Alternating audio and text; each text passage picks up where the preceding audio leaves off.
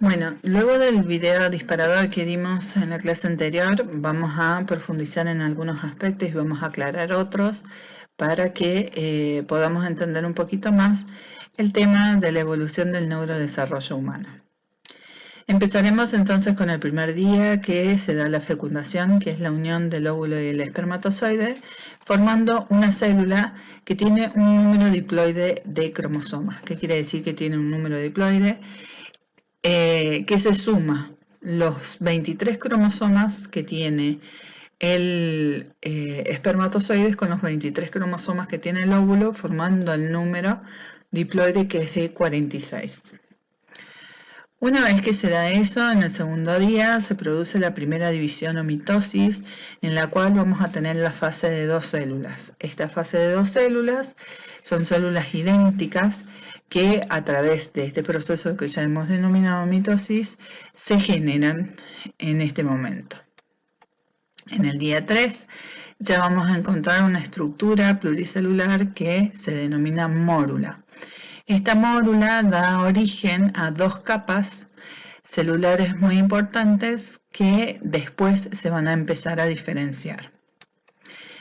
Esta mórula pasa a llamarse en el cuarto y quinto día blastocito.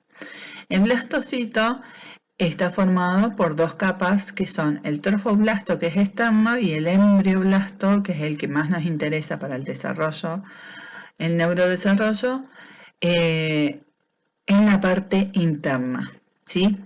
Esta parte que vemos que está vacía o que no contiene células específicamente, se denomina blastocele.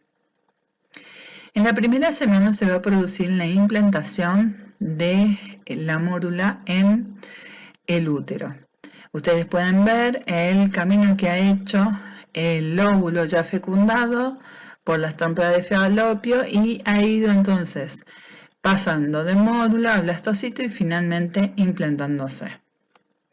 En el momento de la implantación se produce, aparte de la generación misma del blastocito hacia el útero, por parte del útero una reacción que se llama reacción decidual.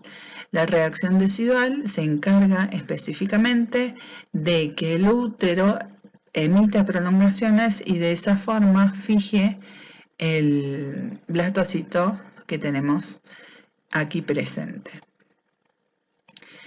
Comienza entonces al 9º día la diferenciación y división celular. Específicamente donde en el embrioblasto, que tendríamos en este lugar en el blastocito, ¿sí? En que vamos a encontrar células que van a formar el hipoblasto y células que van a formar el epiblasto. Estas son 2 nuevas capas. Entre el 10º y el 12º día, el embrión ya está inmerso completamente dentro del útero y comienza a circular dentro de él la circulación útero-placentaria. El útero emite prolongaciones de tipo sanguíneo que van a abastecer de oxígeno al feto, en este caso, que tenemos representado acá, pero que no van a mezclar sangre. Eso lo vimos en fisiología. Cada uno, o sea, tanto el útero como el feto, tienen diferentes tipos sanguíneos, ¿sí? Solamente lo que se transmiten son el oxígeno, nutrientes, y se retira el dióxido de carbono y desechos. En el 16º día se inicia la gastrulación, o sea, de lo que nosotros llamábamos blástula, que habíamos visto que comenzaba una diferenciación, ¿sí?, de células del embrioblasto, comienza el periodo que se llama gástrula, en la cual ya se van a empezar a diferenciar estas capas embrionarias con distintos nombres. En una etapa inicial vamos a tener el ectodermo y el endodermo. Acá nosotros tenemos representadas estas células, ¿sí?, en 2 capas inicialmente. Entonces, ¿qué es lo que se van a formar en estas 2 capas? En una primera instancia se va a formar la línea, ¿sí? Y el nódulo primitivo. Esos son los elementos de diferenciación más importantes que tenemos que tener en cuenta, principalmente para el neurodesarrollo. En la zona de la línea primitiva van a comenzarse a diferenciar también nuevas células que van a formar una tercera capa. Entonces se forma un disco embrionario, ¿sí?, de trilaminar. Uno que es el epiblasto, otro que es el mesoblasto y otro que es el hipoblasto. Que después cada uno de ellos va a tener una diferente denominación. El epiblasto, que es el más externo, ¿sí?, sufre una diferenciación y se determinan tres capas, ¿sí? Una va a ser el ectodermo, que es la de color rojo, que da origen al sistema nervioso central, ¿sí?, y todas sus conexiones, a la epidermis y sus derivados.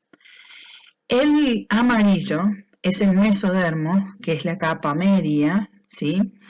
Este da origen al esqueleto, la musculatura, el tejido conectivo, el aparato cardiovascular y el renal. Y después vamos a tener el endodermo, que nosotros acá lo tenemos con un nombre incorrecto, pero es el endodermo, que va a formar el epitelio de revestimiento glandular, el tubo digestivo, el hígado, las vías biliares, el páncreas, las vías respiratorias, la vesícula, la uretra, la próstata, la tiroides, la paratiroides y el timo. También va a formar células de las líneas germinales de los ovocitos y los espermatozoides. Acá entonces quedan representadas las tres capas que van a dar origen a todos estos tejidos. Ectodermo entonces, mesodermo y endodermo. A la tercera semana ya comienza a generarse el sistema nervioso central a nivel del ectodermo, o sea que ahora vamos a centrar nuestra atención en esta capa germinal, ¿sí?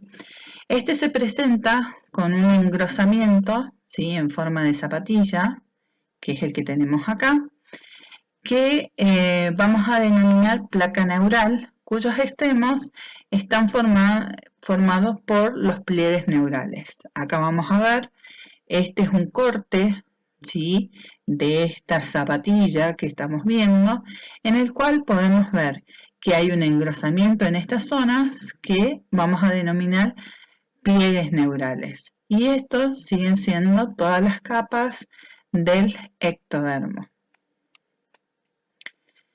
Vamos a ver cómo es que se va a formar el tubo neural. Con el desarrollo de los pliegues neurales, que son esta exacerbación en tamaño de la placa neural, vamos a encontrar una elevación y se van a llegar a elevar de tal forma que finalmente se fusionan. Fíjense en el esquema, acá tenemos la placa neural, los pliegues neurales que comienzan a acercarse entre sí, forman un surco que se llama el surco neural y finalmente en la zona de cresta neural se fusionan, formando lo que nosotros llamamos el tubo neural. El tubo neural, la fusión se inicia en la zona central del disco. Si ustedes se fijan, acá tenemos la placa neural, vemos que tiene la forma de zapatilla y comienza a fusionarse en la zona media, dejándome la formación de estas estructuras a los lados que vamos a ver que tienen la denominación de somitas. Dicha fusión, ¿sí?, sigue en sentido cefálico, o sea, hacia arriba, y en sentido caudal. Nada más que esto, o sea, en una primera instancia, tanto la parte caudal como cefálica permanecen abiertas, ¿sí? Finalmente, al día 25 cierra la craneal, ¿sí? O cefálica, y la caudal cierra en el día 28.